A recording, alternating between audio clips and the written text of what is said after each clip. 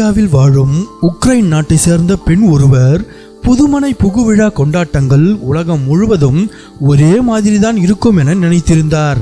ஆனால் இந்தியாவில் ஒரு புதுமனை புகுவிழா நிகழ்ச்சியில் கலந்து கொண்ட பிறகு அவரது எண்ணமே முற்றிலும் மாறிவிட்டது. சாண்ட்ரா ஆன் என்ற அந்த உக்ரைனிய பெண் இந்தியாவில் முதன்முறையாக ஒரு கிரகப்பிரவேச விழாவில் கலந்து கொண்ட தனது அனுபவத்தை சமூக வலைதள பக்கத்தில் பகிர்ந்துள்ளார். ஐரோப்பிய நாடுகளில் பொதுவாக மாலை வேளையில் புது வீட்டிற்கு உறவினர்களும் நண்பர்களும் வருவார்கள். வீட்டை சுற்றி பார்ப்பார்கள். ஒன்றாக அமர்ந்து சாப்பிட்டு மது அருந்தி மகிழ்ந்து விட்டு செல்வார்கள். அதனால் இந்தியாவிலும் அதே போலத்தான் இருக்கும் என்று நான் நினைத்திருந்தேன். ஆனால் இந்தியாவில் காலை 6 மணிக்கு விழா தொடங்கிவிட்டது. காலை உணவுக்கு முன்பாகவே அனைவரும் ஒன்றாக கூடி பிரார்த்தனை செய்தனர். புது வீட்டிற்கு அமைதியும் செல்வமும் பாதுகாப்பும் கிடைக்க வேண்டும் என்பதற்காக அர்ச்சகர்கள் மூலம் சிறப்பு பூஜைகள் மற்றும் ஹோமங்கள் நடத்தப்பட்டன. பூஜைகள் முடிந்த பிறகு காலை உணவு வழங்கப்பட்டது.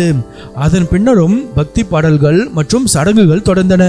மதிய உணவுக்கு பிறகுதான் கொண்டாட்ட சூழ்நிலையே அமைந்தது என்று தெரிவித்துள்ள சாண்ட்ரா, ஐரோப்பிய கொண்டாட்டங்களை விட இந்தியாவில் சடங்குகள் ஏன் வித்தியாசப்படுகின்றன என்பதை புரிந்து கொண்டதாக கூறும் அவர், இந்தியாவில் எந்த ஒரு புதிய தொடக்கமும் நன்றி உணர்வுடன் தான் தொடங்குகிறது என்று நெகிழ்ச்சியுடன் குறிப்பிட்டுள்ளார்.